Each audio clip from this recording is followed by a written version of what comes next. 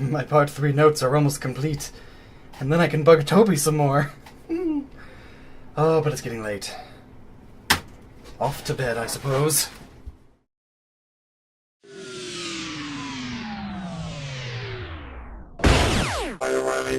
Oh hey, it's my dreamscape.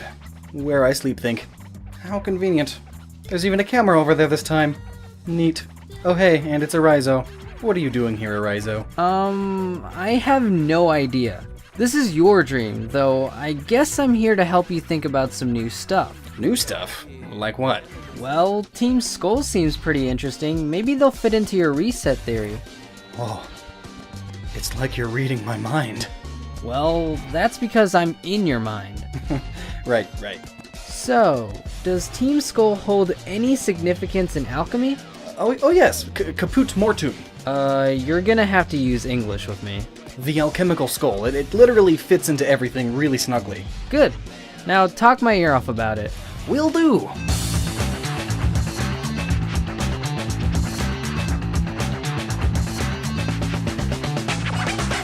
So, Team Skull. They are the new bad guys for Sun and Moon, and with a name like Skull and in a place like the Alola region, what do you think is the popular assumption about their role in the game? I'm sure many people assume they'll be just simple pirates. They are into capturing rare Pokemon and selling them for money, or even just straight up stealing money. Perhaps they could also be poachers.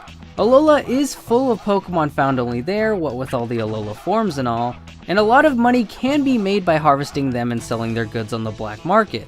But that would be too simple. I mean, that's similar to what Team Rocket does, but ever since Team Rocket was no longer the main evil organization, every other evil team has been after something catastrophic. Team Magma and Aqua wanted to dry out or flood the earth, or even revert it to its original form, devoid of life, to start anew. Team Galactic wanted to reset the entire universe in their vision, and nearly achieved it. And of Team Plasma wanted to reset the world in a way that separates humans from Pokemon to separate worlds. And Getsus of Team Plasma wants to cast the world into a second Ice Age and take everyone's Pokemon, so that he has ultimate power over all and can install his new world order. And Team Flare wants to purify the earth to make it beautiful again by activating an alchemic super weapon and wiping it clean of life. And now Team Skull are just pirates? Yeah, I don't buy it. Rightly so, and now, if you've seen part 1 and 2 of this series, playlist in the description, then you would know that there is so much astrological and alchemical symbolism in Pokemon, and leading up to Sun and Moon, it's getting heavier and heavier. In fact, it all points to Generation 7 possibly being the final generation of Pokemon before some major change, possibly a reboot. So no, I doubt Team Skull are only after riches, though they may use that as a front. Also possibly revenge against Kukui and the trial captains. It may be a front, and they may steal and poach Pokemon in order to fund their research. But that is not their ultimate goal. No, they want to wait for the planets to align, wait for an eclipse, and conjoin the world of the living and the world of the dead. Whoa there, that is quite the hefty claim. You're gonna have to explain this one to me with some evidence. Will do. So, firstly, I should remind you that before Sun and Moon was known as Sun and Moon, it was Project Pokemon Rainbow, which is very fitting. And in Hawaiian, Greek, and Norse mythology, the 3 main mythologies of Pokemon as of late, the rainbow represents a connection between mortals and gods, the Azoth, and in Hawaii, every island is given a symbolic color, plus a rainbow has 7 colors, and this is Gen 7. That Norse rainbow bridge also surrounds the Tree of Life, which happens to be the ultimate goal of alchemy, gain power over Azoth and the Tree of Life using a Philosopher's Stone. And so, as I said before, Pokemon Rainbow could be switched into Pokemon spiritually linking gods and men. That just doesn't roll off the tongue as well. Anyway, before we delve into the alchemic skull and the language of flowers regarding Team Skull, let's dig into the origins of Team Skull. Firstly, just by looking at them, you can kind of tell that they are foreigners. They don't have the same skin color or face structure as the rest of the locals. Remember, even the playable characters in this game are foreigners. as are a few of the trial captains, and this properly reflects Hawaii, as a significant portion of its population are non-native. In fact, a lot of natives are actually moving out because it's getting too expensive to live there. So where are they from then? Well, let me explain my thought process. Upon their reveal trailer, I immediately got a gangsta vibe from them. I should specify, not gangster, like Team Rocket, but gangsta. And I'm sure you get that vibe too. But what type of gangsta? Well, firstly, this squatting thing is what a lot of Japanese gangstas do, but also Russian gangstas. In fact, while those two are the most common gangsters to do that, many all over the world do it. But because this is such a prominent thing in Japanese gangstas, likely this was just to further show off the gangsta origins of these characters to the Japanese market. But other than the squatting, upon watching them with all of these hand gestures and everything, I immediately got a Southern Californian Hispanic gangsta vibe, as well as a sort of Fast and the Furious vibe. And let me tell you, as a Californian, these guys fit perfectly. Also, as a Californian myself, I can agree. And that makes a lot of sense also. Hawaii is right between Japan and California. And all of these hand gestures are definitely what more American gangstas are known for. Plus, their skin isn't as dark as the Hawaiians, but not as white as the white or Asian characters in the game either. Yep, and in animation and artwork, that's typically how you portray a Hispanic or a Latino person. And after coming to that conclusion, I of course started researching the name origins of Guzma and Plumeria, both of which are the names of flowers, of course. And even more, of course, Guzmania and the Plumeria flowers are both native to Mexico and Central America. And Guzman is a Spanish surname on top of that, further cementing the whole Southern California Hispanic gangsta vibe. Quick question, the language of flowers was a huge part of your Part 2 reset theory videos, so what do these flowers symbolize? Start with Plumeria. The Plumeria flower to most of the world symbolizes new life, creation, birth, and motherhood, motherly love. And judging by the lines spoken by Plumeria, she seems to be taking a motherly role with the rest of her team, though she specifies big sister instead. But what does get interesting is the specifics. To the Buddhists, the Plumeria symbolizes immortality. To Mayans and Mexicans, it symbolizes the birth of gods, specifically, and to the Hindu, it means dedication and devotion, especially to your family. And of course, to her, Team Skull is her family. Now how about Guzma? Guzma gets his name from Guzman, and interestingly, that's actually his name in the Spanish translation of Pokemon. Guzman was the Spanish surname of the naturalist that the Guzmania plants are named after. The Guzmanian genus has over 120 flowers within it, but they all have a few things in common. First though, what they symbolize. Interestingly, this is one of the very few genuses of plants not included in any sort of language of flowers. But despite this, the Chinese do have a bit of symbolism involving one of them, the Guzmania lingualata. It symbolizes good luck, specifically, an arrival of good fortune, as well as confidence. Well, Guzma sure seems confident, but otherwise there's not much to go on here. No, so I was thinking, every other character named after a flower has that flower name for some sort of deep symbolic reason. Why would Guzma be the only one without this? So I thought, perhaps it's not a symbolic reason this time. Maybe this time, I should research the science of this genus of plants. And then boom! Haha! What? The Scarlet Star is the most populous and popular Guzmania plant, and it is somewhat famous for its unique method of reproduction. Basically, this plant has its flower bloom only once in its entire lifetime. After it blooms, it dies. But deep within its tightly packed petals are pups. While the plant is alive, they cannot get out, but as the flower shrivels up and begins to decompose after it dies, then the pups get out and start their own lives. Meaning, this flower can only create new life by dying. It's death And rebirth. That's crazy. Anything else? One more little bit. The whole Guzmania family is also known for housing little ecosystems within its cup-like leaves. Mainly algae, but they can also be home to many poison dart frogs and spiders, and he does have an Ariados, probably more than that even. But anyway, each Guzmania is the center of many ecosystems. These could be seen as kind of like its family. And with Guzma and Plumeria referring to their grunts as brothers and sisters, it seems like this gang is structured more like a family rather than the almost Nazi-like Team Flare and Plasma or gangster-like Rocket and such. They are much closer, with the Guzmania at the center. And this is also very reminiscent of many Hispanic gangs in Southern California. Sometimes intuition can be powerful. Now then, you mentioned that there is this thing called the Caput Mortuum, or the alchemical skull. So what does that symbolize?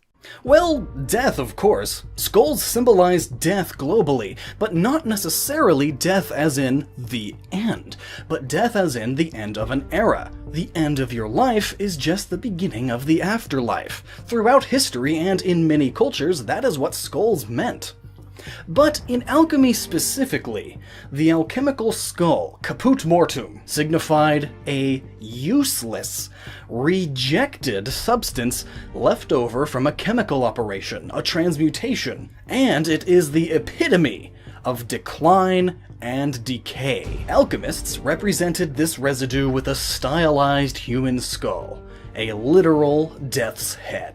Now that you mention it, the leader of Team Skull, Guzma, did describe his team as a group of rejects. Yes, and this useless, dead, leftover substance just happens to be completely devoid of color. Negrito or negretto is another term, another word used for caput mortuum. And of course, both symbolize the pure blackness, a lack of light, a lack of color, the polar opposite of a rainbow, death.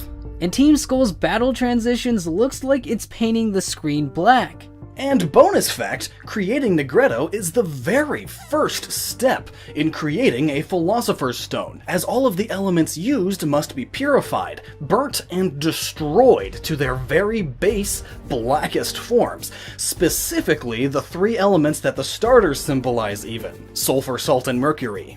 And of course, with the Philosopher's Stone, one has the power of the Azoth, the power over the Tree of Life. With this power, one could easily resurrect the dead, just as Az or AZ did with his precious Floette. So we know resurrection is a thing in Pokemon. And since the weapon AZ used to do this is an alchemical weapon, surely Team Skull wants to do the same. But on a massive scale, a scale only possible when there just so happens to be an eclipse. In many mythologies, from various Polynesian to various Mesoamerican and more, an eclipse symbolized a time when the gates of the underworld, or the gates of the spirit world, land of the dead, would open. It makes sense too, since often the sun in mythology symbolizes life, and in actuality the sun indeed gives us life. So when it gets blocked by the moon, which in many mythologies is a centerpiece to an underworld or spirit realm, the ghosts and spirits of the dead may take hold. Another bit that's really interesting is that in the vast majority of mythologies and superstitions, most eclipse lore is based around upsetting the established order, signaling great changes ahead. Great changes?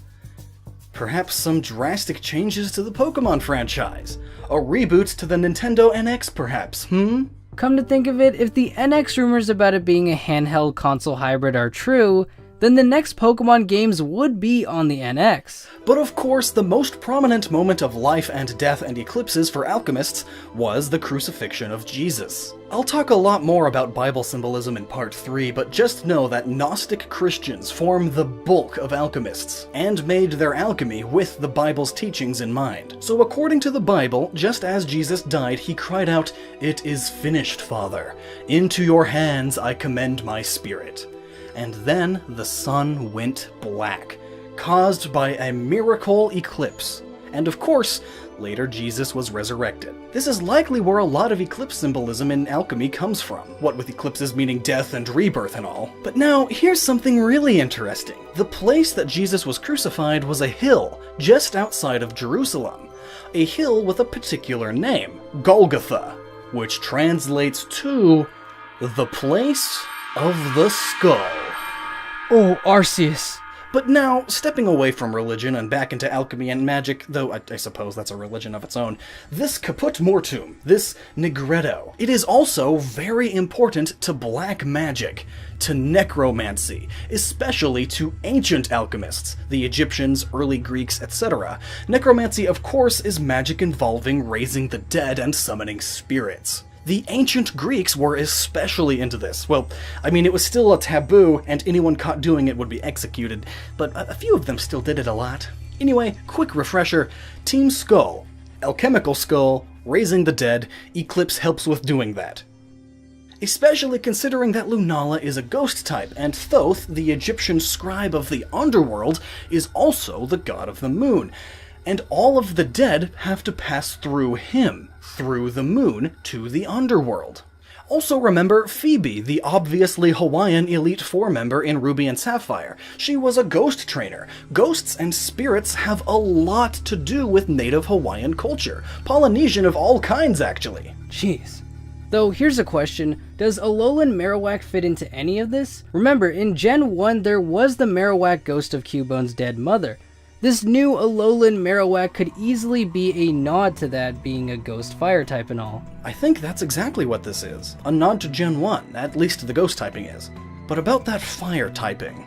Many Polynesian and Melanesian tribes would offer their gods sacrifices by throwing them into a volcano, especially if they thought their gods were angry at them. And how would they know if their gods were angry? Well, if the volcano got rumbly, or if the moon blocked out the sun.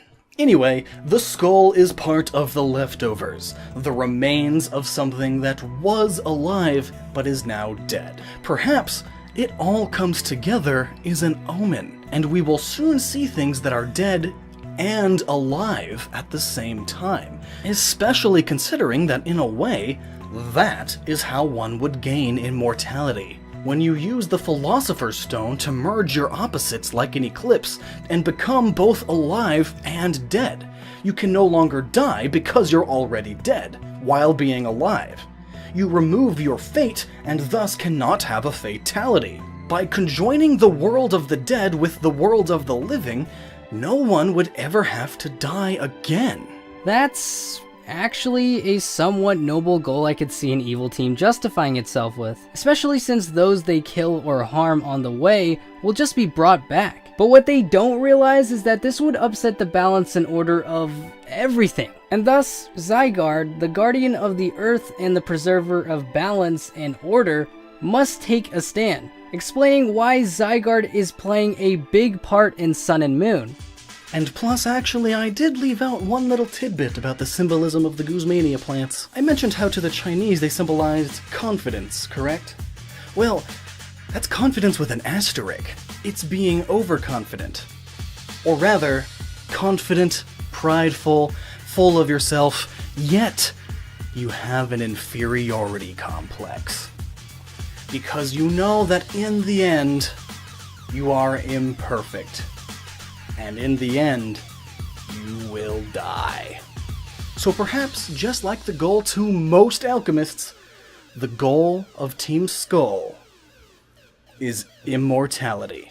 And another possibility is perhaps because they're just such a tight-knit family, they might have lost someone at some point and they just want to resurrect them. Who knows? And if my predictions made in this video up here are correct, then Mars Shadow easily has the power to do just that. So, Team Skull, who are very likely foreign to the Alola region, came here to the Alola region in search of the powers of Solgaleo, Lunala, and especially Mars Shadow in order to do just that. Gain immortality. Oh wow, well in that case, I should go watch that video right now. Yes, and also if the viewers to this video want more Pokemon content, then they should definitely check out your channel, right here. It is really cool. Actually, it's pretty hot. 'Cause you know, fire theme. You know what? Why are you still in my dream? Ah, well, that's better.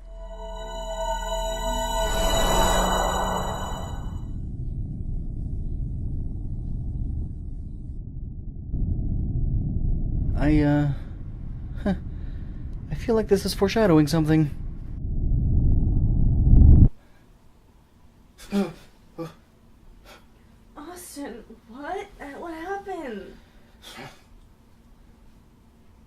Sometimes you have the strangest dreams. I think it all came together. Good for you. Go on, sleep.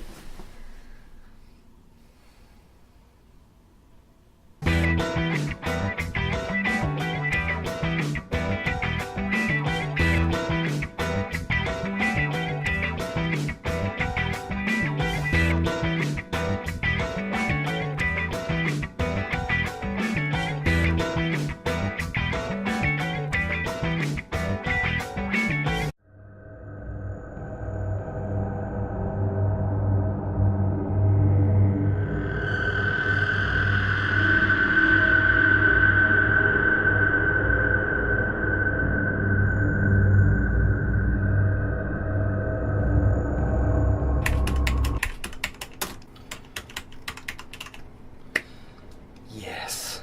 My part 3 notes are almost complete. And then I can bug Toby some more. Oh, but it's getting late. Off to bed, I suppose.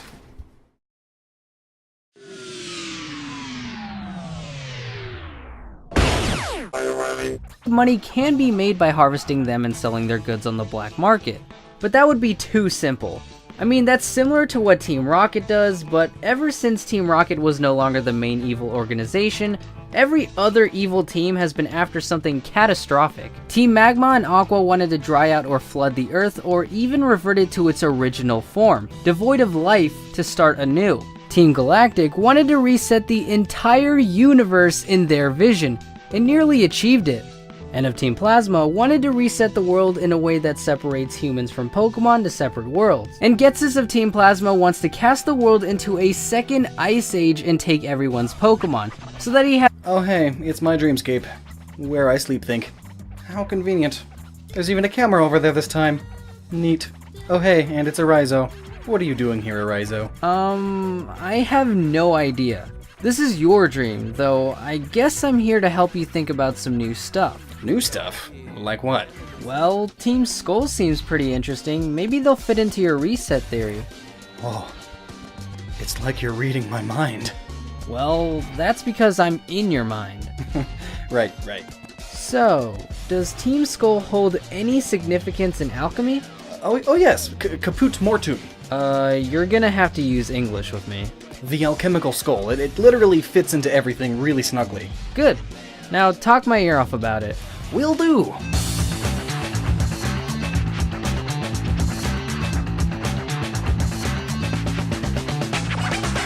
So, Team Skull. They are the new bad guys for Sun and Moon, and with a name like Skull and in a place like the Alola region, what do you think is the popular assumption about their role in the game? I'm sure many people assume they'll be just simple pirates. They are into capturing rare Pokemon and selling them for money, or even just straight up stealing money. Perhaps they could also be poachers. Alola is full of Pokemon found only there, what with all the Alola forms and all, and a lot of has ultimate power overall and can install his new world order. And Team Flare wants to purify the earth to make it beautiful again by activating an alchemic super weapon and wiping it clean of life. And now Team Skull are just pirates? Yeah, I don't buy it. Rightly so, and now, if you've seen part 1 and 2 of this series, playlist in the description, then you would know that there is so much astrological and alchemical symbolism in Pokemon, and leading up to Sun and Moon, it's getting heavier and heavier. In fact, it all points to Generation 7 possibly being the final generation of Pokemon before some major change, possibly a reboot. So no, I doubt